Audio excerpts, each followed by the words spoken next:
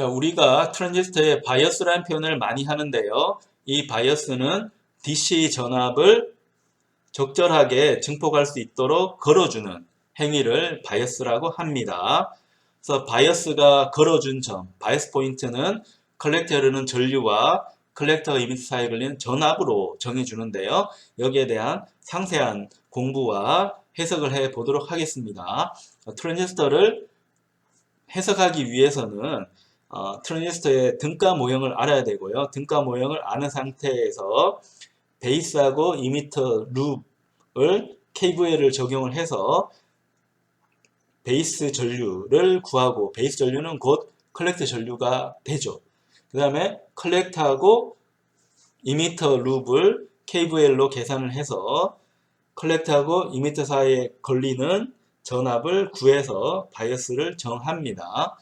자, 이 개념을 이해를 한 다음에 우리가 실제로 증폭기 설계할 때는 트랜지스터에 있는 저항값들을 배치해야 되는데, 트랜지스터의 동작 원리를 생각을 해서 이 트랜지스터의 저항값을 얼마로 배정을 해야 되는지 간단히 알아보도록 하겠습니다.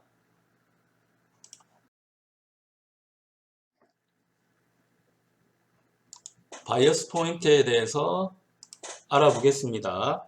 자, 바이어스라고 하는 부분부터 우리 살펴봐야 되는데요. 자, 바이어스는 편향이라고 했습니다. 어딘가 기울어져 있다는 거죠. 자, 기울어졌다 했을 때 그럼 기준이 있어야 되는데 그 기준은 0V 접지입니다. 그러니까 접지 기준으로 해서 기울어져 있다.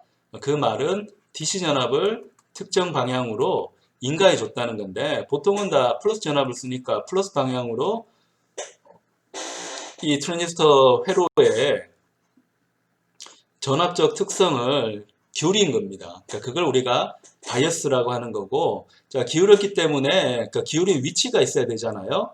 그러니까 그 기울인 위치를 바이어스 포인트라고 합니다. 자, 바이어스 포인트는 여러 가지로 정의할 수 있겠지만 우리가 정의하는 방법은 이 전류와 전압이 많이 걸리는 부분을 정의하기 때문에, 전류가 많이 흐르는 데는 어디입니까? 컬렉터 쪽, 뭐 이미터 쪽도 전류가 많이 흐르긴 하는데 주로 증폭이 일어나는 데는 어디예요? 컬렉터 쪽이 증폭이 일어나니까 컬렉터 쪽에 흐르는 전류가 바이어스 포인트를 구성하는 한 요소가 되고요. 또 하나 요소가 트랜지스터에 전압이 많이 걸리는 거는, 자, 컬렉터하고 이미터 사이에 걸리는 전압, 이쪽이 컬렉터고 이쪽이 이미터인데 컬렉터하고 이미터 사이에 걸리는 전압입니다. 이걸 풀어서 쓰면 컬렉터에 있는 전압 빼기 이미터에 있는 전압입니다. 이건 우리가 꼭 트랜지스터가 아니더라도 일반적인 수동소자에서 전압을 정의하는 것도 동일합니다.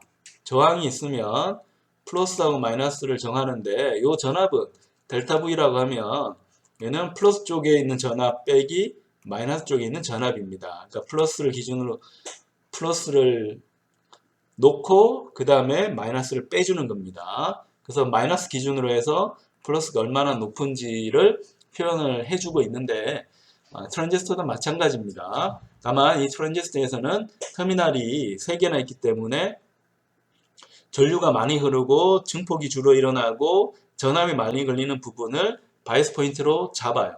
그래서 컬렉터에 흐르는 전류, 컬렉터가 이미터에 걸린 전압, 이 두 가지를 이용해서 바이어스 포인트를 잡습니다. 이 바이어스 포인트는 용어가 좀 많이 있습니다. 더 어려운 말로는 quiescent point라고 하기도 하고요. 뭐 quiet하고 관련되는 것 같아요.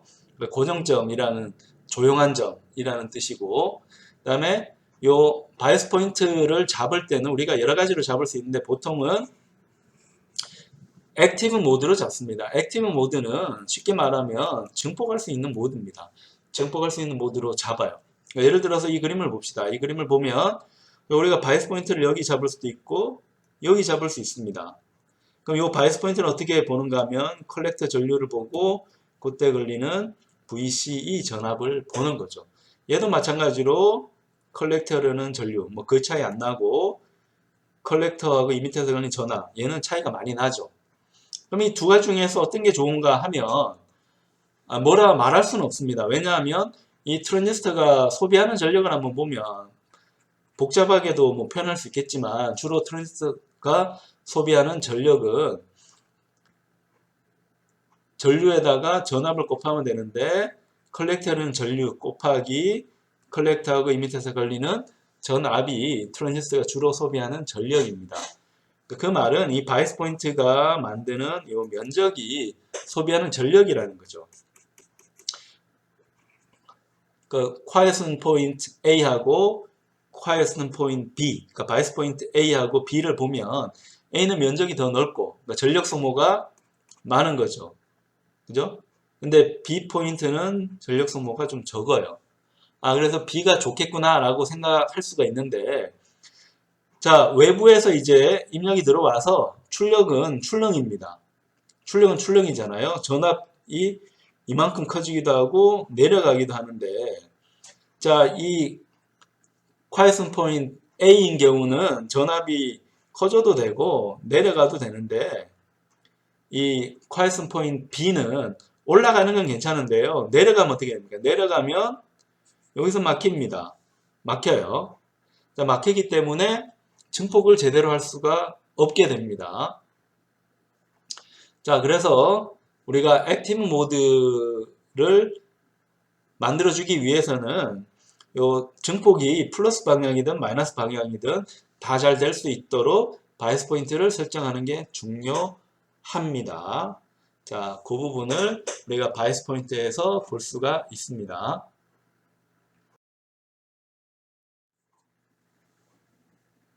증폭기를 구성할 때 가장 많이 사용하는 구성은 Common Limit Amplifier가 됩니다. 왜 얘가 가장 많이 사용이 될까요? 자, Common Limit Amplifier는 전압 증폭도 되고 전류 증폭도 됩니다. 이 특성을 가지고 있는 게 Common Limit Amplifier가 됩니다. 그래서 C Amplifier는 전압도 출력 전압도 커지고 출력 전류도 커집니다. 그 말은 이 두 개 곱한 값이 출력 전력이잖아요. 그래서 이 출력 전력도 굉장히 크게 증폭을 할 수가 있는 훌륭한 증폭기 구조가 됩니다.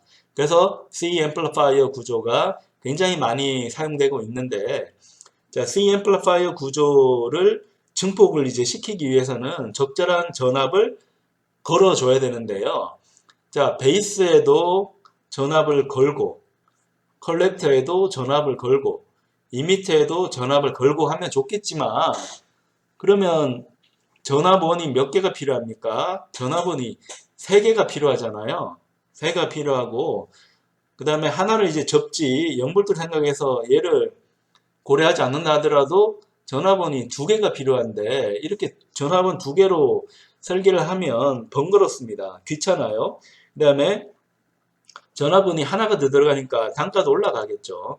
자, 그런 거를 피하려고 하면 내가 걸어주는 전압 1개로 예를 들어 컬렉터에 걸어주는 전압을 VCC, 전압이 크기 때문에 알파벳을 하나 반복을 합니다.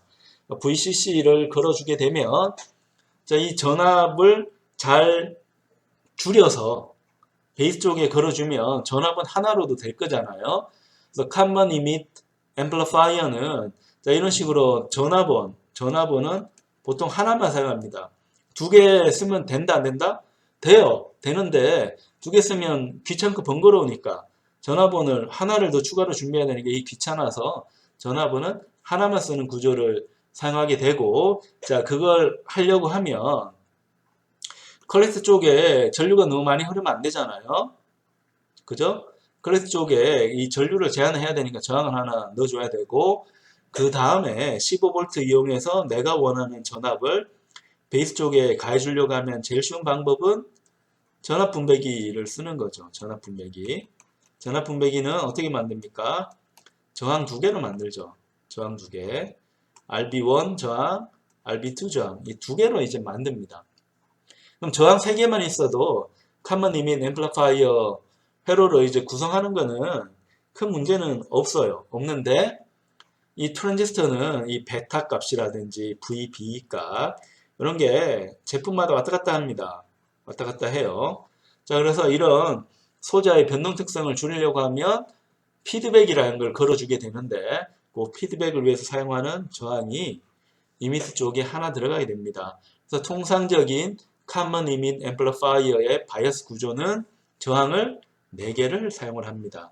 저항 4개를 써서 이제 사용하게 되는데, 자, 그 4개가 다 존재의 이유가 있습니다. 베이스 쪽에 있는 저항 2개는 전압 분배기를 써서 컬렉터 쪽에 있는 전압을 적절히 낮추어서 베이스 쪽에 가해 주려고 하는 목적이고, 이미트 쪽에 있는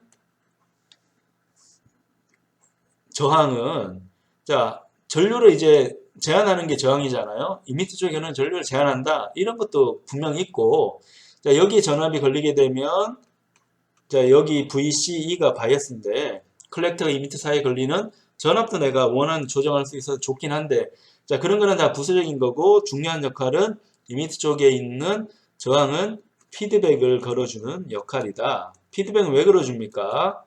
자, 피드백을 걸어주면 이 전체적인 특성이 안정이 됩니다. 그러니까 소자의 베타값, 트랜지스터의 베타값, B 값이 약간 변하더라도 전체 성능에는 문제가 없도록 해주는 그런 역할입니다.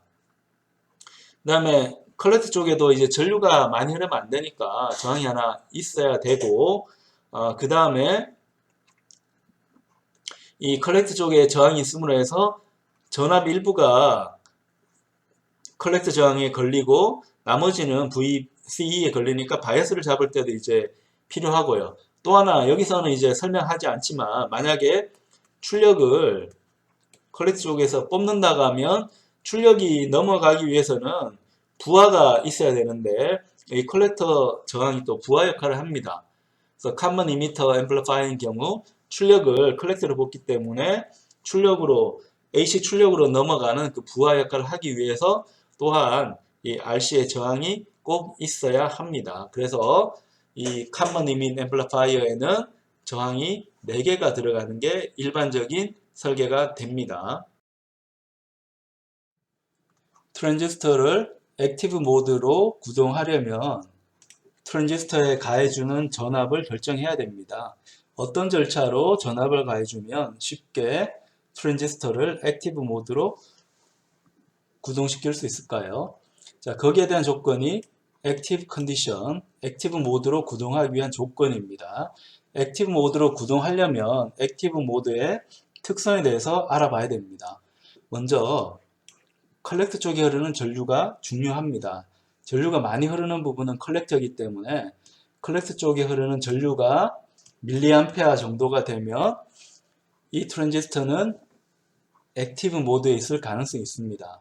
또 하나 중요한 특성은 컬렉터하고 이미터 사이에 걸리는 전압입니다. 전압을 열 때는 2점이 필요하다고 했죠. 컬렉터하고 이미터 사이에 전압을 재는데 위쪽을 플러스, 밑쪽을 마이너스로 해서 전압을 잽니다. 그때 이 컬렉터와 이미터 사이에 걸리는 전압이 내가 걸어준 전압의 반 정도가 되면 액티브 모드에 있다고 합니다. 예를 들어 걸어준 전압이 12V라고 하면 컬렉터하고 이미터 사이에 걸리는 전압은 6V가 되면 좋다는 거죠. 자, 컬렉터와 이미터 사이에 걸리는 전압을 걸어준 전압의 반으로 맞춰주는 이유는 분명합니다. 우리가 이런 트랜지스터 구조는 증폭기에 사용하는데요. 내가 걸어준 전압이 VCC의 반 정도가 되면 이 트랜지스터의 바이어스 포인트는 여기에 형성이 되어져 있을 거고 이 바이어스 포인트를 중심으로 해서 전압이 올라가기도 하고 내려가기도 합니다. 그때 내가 걸어준 전압은 0V에서 VCC 사이이기 때문에 교류 전압이 변동할 수 있는 폭을 가장 키우려고 하면 중심점, 중간 전압이 걸어준 바이어스 전압의 반 정도일 때가 가장 좋을 겁니다. 그래서 출력 쪽 전압에 해당하는 VCE 전압을 걸어준 전압의 반으로 맞춥니다. 또 하나 중요한 조건이 베이스하고 이미터 사이에 걸리는 전압입니다. 얘는 다이오드 특성이기 때문에 요 사이에 걸리는 전압은 반드시 0.7V 정도가 되도록 바이어스를 맞추어 주어야 합니다.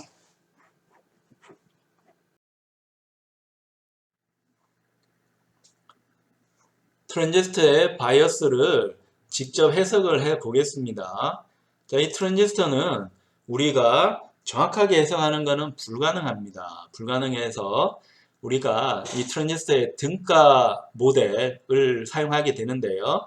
자, 여기에 있는 이 베이스하고 이미터 사이에 있는 이 정션은 이 다이오드로 우리 가정을 하고요. 다이오드로 가정한다는 것은 그 전압을 0.7V로 그냥 간주하는 거죠.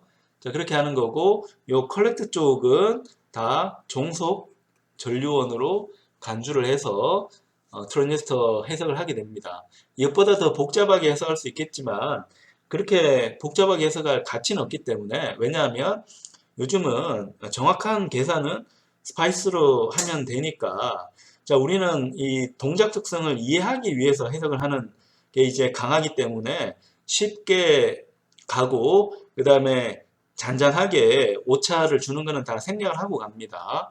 자, 그런 방법으로 바이어스 해석을 하기 때문에 우리가 좀 더 쉽게 바이어스를 해석할 수 있습니다. 자, 그래서 바이어스 해석은 하는 이유가 트랜지스터의 돌아가는 동작 특성을 우리가 잘 이해하기 위해서라는 거 꼭 기억을 해야 됩니다. 근데 해석하려고 보면 또 이게 만만치가 않아요. 근데 우리가 회로 시간에 또 여러 가지 등가회로 배우잖아요. 등가회로를 이런 데 써먹으려고 배우는 겁니다. 그러니까 프랑스 사람 테버냉이라는 사람이 만든 등가회로라고 해서 테버냉 등가회로라고 부르는데, 테버냉 등가회로는 필요한 위치를 뗍니다. 여기를 떼서 여기서 바라본다 하잖아요. 뭐 우리가 눈으로 이렇게 바라보는데, 바라본다고 하는 거는 여기서 전압을 재고 여기 전류 흘려서 등가장을 이제 만들라는 겁니다. 그래서 여기에 있는 회로를 보면 어때요? 자, 여기 전압은 우리가 잘 알고 있는 전압 분배기 공식을 쓰면 됩니다. 여기 전압이 걸렸을 때 여기 VCC라고 했죠. 컬렉터 쪽에서 걸어준 전압이 여기 나타나기 때문에, 자, VCC를 걸었을 때 RB1 저항이 있고 RB2 저항이 있습니다. 이 저항 이용해 가지고 전압을 분배한 값이 어디로 나와요? 베이스 쪽으로 나오게 되죠. 이걸 우리가 등가회로를 바라본다 라고 하잖아요.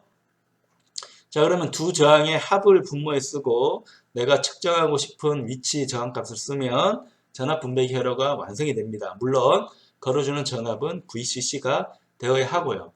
그러면 VBB가 나오는데, 이 VBB는 뭔가 하면 여기에 나타나는 전압이 아니고 회로를 끊었습니다. 회로를 끊어서 나타나는 전압이라서, 자, 테베넨 등가회로는 이렇게 표기를 할 수가 있죠.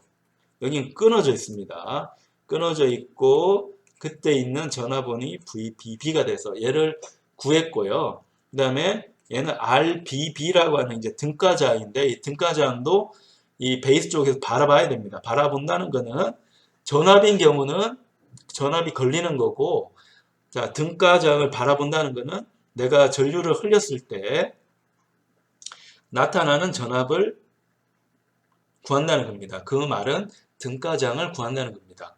근데 베이스 쪽에서 전류를 흘리기 때문에 요 저항을 보면 전압을 계산할 때는 직렬이라고 봤는데, 베이스 쪽에 전압을 구하기 위해서 전류를 흘리게 되면 요 전류는 나누어져서 분류가 돼서 그러죠. 그래서 등가장 입장에서는 또 병렬입니다. 헷갈리면 안 됩니다. 전압을 구할 때는 끊어져서 베이스 쪽으로 흐르는 전류가 없었잖아요. 자, 그래서 직렬로 그냥 계산한 거고, 또 그게 이 결과인 거고요. 근데 테베넨 등가회로를 구할 때 나타나는 특성을 보면 베이스 쪽에서 전류를 이번에는 흘립니다. 흘려서 RB1, RB2가 갈라져서 가는 거고, 자, 그때 이 안에 있던 VCC 15V는 없다고 생각을 하기 때문에 그냥 그렇게 흘려서 가는 겁니다. 흘러서 가는 거니까 얘는 병렬이다 라고 우리가 생각을 하게 됩니다. 그래서 RB1하고 RB2 병렬 등가점을 계산을 하면 자, 분모에는 이 두 저항값을 더하고 분자에는 이 저항값을 곱하면 됩니다. 그러면 자, 바이어스에 있는 베이스 쪽 회로는 다 등가 회로로 구성을 할 수가 있게 됩니다. 이걸 기준으로 해서 우리가 해석을 합니다. 자, 다음으로 우리가 트랜지스터 바이어스를 해석할 때는 루프를 정의해서 해석을 합니다. 자, 루프를 정의한다는 것은 자, 베이스하고 이미트 룹을 먼저 생각을 하고요. 왜냐하면 베이스에 흐르는 전류를 알아야지 컬렉터에 흐르는 전류를 구할 수가 있습니다. 자, 그래서 베이스하고 이미트 룹을 먼저 계산을 하고 그게 끝나게 되면 컬렉터하고 이미트 룹을 계산을 합니다. 왜냐하면 자, 베이스와 이미트 룹에서는 베이스 전류를 구해요. 결국은 컬렉터 전류를 구하는 거죠. 왜냐하면 베이스 전류에 베타를 곱하면 되기 때문에. 그 다음으로 이제 컬렉트 베이스 룹에서는 컬렉터는 전류를 알고 있기 때문에 V하고 VCE를 구해서 나머지 바이어스 포인트를 정하는 전압 특성을 결정하게 됩니다. 여기서는 먼저 베이스 이미터 룹부터 알아보도록 하겠습니다. 이 베이스 이미터 룹을 계산하는 이유는 컬렉터 전류를 구하기 위해서. 왜 컬렉터 전류를 구하는가 하면 이 컬렉터 전류하고 컬렉터하고 이미터 사이에 걸린 전압이 바이어스를 결정하기 때문입니다. 그럼 전류 관계부터 한번 보면 자, 베이스 전류를 내가 구하고자 하는데 컬렉터 전류는 베타를 곱하면 되니까 베타 플러스 1 곱하기 IB가 실제 이미터에 흐르는 전류가 됩니다. 그러면 이 룹을 따라가 보면 자, 내가 걸어준 전압은 VBB죠. 자, VBB를 걸어주고 전류가 흐르는데 이 전류 방향을 잘 봐야 됩니다. 베이스에서 2m로 흐릅니다. 전류가 베이스에서 2m로 흘러요. 자, 그래서 여기에 따라서 전압을 플러스 마이너스를 배치를 합니다. 자, 다음으로 베이스하고 2m 사이에 걸리는 전압 VBE는 원래 전류하고 관계없이 정해져 있습니다. 다이오드 PN 정션에 의해서 베이스 쪽이 플러스, 2m 쪽이 마이너스로 딱 정해져 있습니다. 자, 그럼 전류가 흐를 때 전류 흐르는 방향하고 똑같으면 그 전압은 플러스를 부여하고 전류와 전압 관계가 뒤집어져 있으면 마이너스를 부여를 합니다. 근데 여기는 다행히 전류가 흐를 때 항상 전압이 플러스 마이너스로 되어 있기 때문에 그때 전압의 부호는 항상 플러스로 택합니다. 베이스의 쪽을 보면 베이스 쪽에 전류가 IB만큼 흐르는데 걔가 RB를 통과합니다. 그러면 옴 법칙에 의해서 걸리는 전압은 IB, RB가 되죠. 이때 중요한 게 이 부호입니다. 부호인데 이 저항에 전압 전류 정리하고 동일하게 이제 구성이 되어 있기 때문에 얘는 플러스가 부여가 되는 거고요.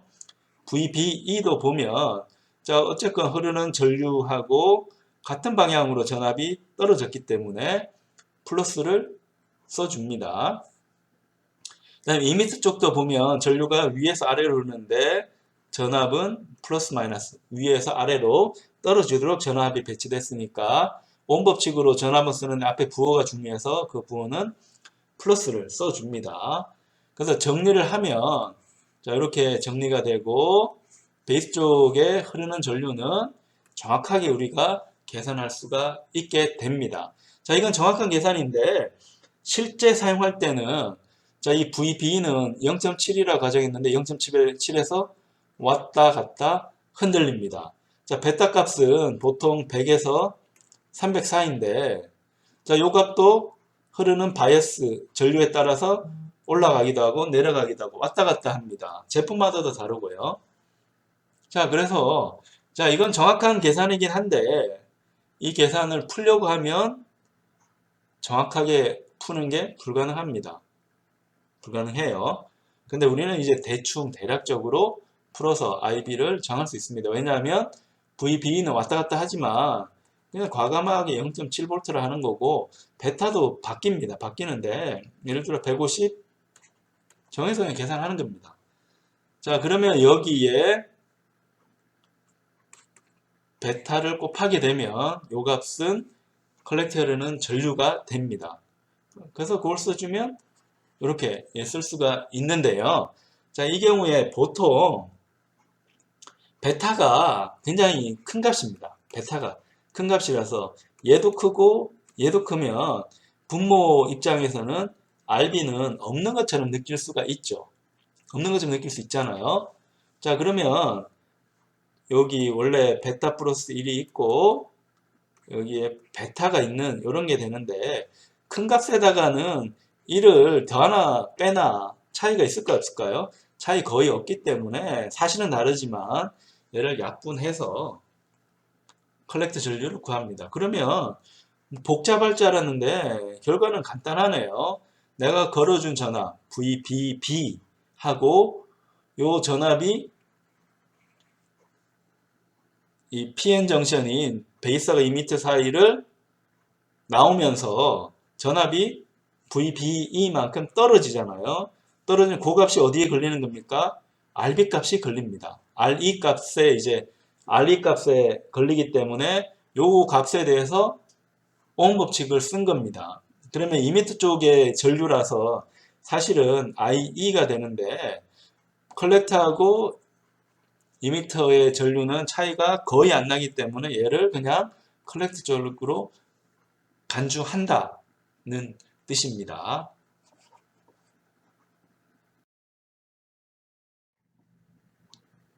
자, 마지막 남은 컬렉터 이미터 룹을 살펴보겠습니다. 자, 어려웠던 베이스 이미터 룹 계산이 끝이 났습니다. 얘가 어려웠던 이유는 저항이 두 개가 이제 달려 있고 얘가 베이스하고 이미터 사이에도 연결이 되어 있는 복잡한 구조였는데 이걸 우리가 어떻게 했나요? 태빈은 등가이로로 다 해결했죠. 얘를 태빈의 등가이로 해결해 가지고 VBB하고 달랑 저항 하나 RB가 있다 생각해 가지고 직렬 형태로 이 부분을 계산할 수가 있었죠. 그래서 컬렉터 전류를 이미 구했습니다. 컬렉터 전류도 알고 이미터 전류도 알아요. 그래서 여기에 다시 컬렉터 이미터 룹을 정해서 이제 전압을 계산하게 됩니다. 자, 이 경우에도 컬렉터에서 이미터로 전류가 흐르고 있기 때문에 전류는 위에서 아래로 흐른다고 가정을 하고요. 그러면 전압을 부여해야 되는데 전압은 위에서 아래로 흐르도록 이미터 쪽에도 위에서 아래로 흐르도록 부여를 해주고 VC 값은 딱 정해져 있습니다. 플러스 마이너스가 정해져 있으니까 거기에 따라서 부여를 합니다. 전압에 부호를 하고 계산하는 겁니다. 그럼 걸어준 전압은 얼마입니까? VCC만큼 걸어줬죠. 얘가 KVA에 의해서 뭐랑 같아야 됩니까? RC에 걸리는 전압, VC 전압, RE 전압이랑 같아야 되는 겁니다. 그럼 컬렉터 저항에 흐르는 전류는 IC, 컬렉터 전류가 되죠. 자, 오hm 법칙으로 계산하는데 중요한 것은 부호입니다. 위에서 아래로 흐른다고 전류를 정했고 전압도 위가 플러스 밑에가 마이너스니까 얘는 플러스가 되는 거고요. VC도 보면 전압이 정해져 있는데 전류가 위에서 아래로 흐르기 때문에 얘는 정상적인 오hm 법칙 전압 전류 방향을 지켰기 때문에 플러스. 이미터 저항에 대해서도 전류가 위에서 아래로 흐르는데 전압을 플러스 마이너스로 부여를 했습니다. 그래서 이 경우도 플러스를 배치해서 계산을 합니다. 자, 그러면 계산을 하면 내가 알고 싶은 거는 VCC가 아니고 VCE를 알고 싶잖아요. 그러니까 VC 기준으로 정리를 하면 이렇게 정리가 되는 거고 대략 계산할 때는 자, 컬렉터 전류하고 이미터 전류는 차이가 안 납니다. 똑같아요, 거의. 그래서 얘는 묶어내서 IC, RC 더하기 RE로 계산을 합니다. 자, 그러면 이 두 가지 룹을 다 쓰게 되면 컬렉터 전류도 계산을 했고 컬렉터 이미터사에 걸린 전압도 계산을 했습니다. 그래서 바이어스를 딱 정할 수가 있게 됩니다. 자, 우리가 바이어스를 계산할 수 있을 뿐만 아니라 바이어스를 설계할 수도 있습니다. 그러니까 정확한 설계는 스파이스를 이용해서 설계를 해야 되는데 실제 설계에서 이제 중요한 부분은 자, 여기 100kΩ, 여기 50kΩ, 여기 5kΩ, 여기 3kΩ를 넣긴 했는데 어떻게 넣었지 이걸? 계산은 하는 건 쉬운데 설계는 선택지가 너무 많잖아요. 선택지가 너무 많은데 아무 값이나 넣는다고 해서 제대로 된 설계가 되는 게 아니고 규칙이 있습니다. 이 규칙대로 하면 Common Limit Amplifier를 아주 쉽게 설계할 수 있습니다. 한 가지 규칙은 RB1하고 RB2 저항을 10kΩ보다는 크게 한다. 여기다 보면 크게 했잖아요. 크게 했다는 걸 우리가 볼 수가 있는데 얘를 크게 하는 이유는 뭔가 하면 자, 베이스 쪽은 전류가 많이 흐릅니까? 안 흐릅니까? 베이스 쪽은 전류가 많이 안 흘러요. 왜 많이 안 흐르는가 하면 컬렉터 전류하고 베이스 전류는 베타배만큼 차이 나는데 얘는 100에서 300 사이입니다. 100에서 300 사이. 100에서 300 사이기 때문에 전류 값 자체가 100에서 300배만큼 차이가 납니다. 그래서 컬렉터 전류는 거의 0이라고 간주해도 큰 무리는 없습니다. 근데 컬렉터 전류는 하여튼 밀리암페어 정도 그러니까 꽤 많이 흘러요. 근데 베이스 전류는 이제 많이 흐르면 안 되기 때문에 RB1하고 RB2는 저항값을 좀 크게 잡아요. 크게 잡아서 전류를 적게 흘립니다. 그러니까 전류를 적게 흘려서 트랜지스터 베이스에 적절한 바이어스 전류가 들어가도록 해주는 역할이고요. 또 하나 더 중요한 게 이 바이어스 회로는 증폭할 때 의미가 있습니까? 없습니까? 사실 의미가 없어요. 얘는 바이어스만 잡아주는 거지. 증폭은 트랜지스터가 하잖아요. 그러니까 얘가 전력을 많이 쓰고 나머지 회로는 전력을 적게 쓰는 게 좋습니다. 그래서 저항을 크게 쓰면 전류가 적게 흘러서 에너지 소비가 또 줄어들 수가 있습니다. 그 다음에 이미터 쪽 저항은 그러니까 피드백을 위해서 쓰는 게 주 목적이랬잖아요. 피드백을 쓰는데 우리 앞에 회로도 보면 베이스 이미터 전류를 베이스 이미터 룹을 이제 돌려서 베이스 전류를 뽑아낼 때도 보면 이 베타 앞에는 이미터 저항 RE 앞에는 베타 플러스 1이 붙었잖아요. 얘가 피드백 효과라고 이제 부르는 건데 이 피드백 효과 때문에 저항은 RE 저항만 생각하는 게 아니고 앞에 베타가 붙게 됩니다. 베타가 붙게 돼요. 그래서 베타 값을 100이라고 하더라도 얘는 3kg니까 실제 나타나는 효과는 300kg의 효과가 나타납니다. 얘는 분명히 RB1하고 RB2 이 병렬 저항보다는 훨씬 크죠. 자, 그렇게 해서 베타 곱하기 이미터 저항 한 값이 베이스에 있는 등가 저항보다 크게 되면 그러니까 피드백 효과를 확실히 잘 나타낼 수가 있습니다. 그렇게 설계를 하고 컬렉터 저항은 사실은 뭐 대충 해도 관계는 없는데 우리가 이미터 쪽이 아닌 컬렉터 쪽으로 이제 출력을 뽑기 때문에 여기 부하장이 붙거든요. 실제 증폭할 때는 이 컬렉터 쪽에 있는 저항하고 부하로 달아준 저항이 병렬 저항으로 작용을 합니다. 그래서 부하 쪽으로 전력이 많이 전달이 돼야 되기 때문에 컬렉터 쪽에 있는 저항은 좀 크게 잡는 게 좋아요. 물론 크게 잡는다 해가지고 너무 커버리면 에너지 소비도 이제 많이 일어나게 되고 또 베이스하고 컬렉터하고 이미터 사이에 있는 이 전압 이 바이어스인데 이것도 이제 틀릴 수 있어서 적절하게 그러니까 설계에서 중요한 건 이제 중용이니까 너무 작아도 안 되고 너무 커도 안 되고 정폭을 잘 하기 위한 적절한 값으로 선택을 해 주어야 합니다.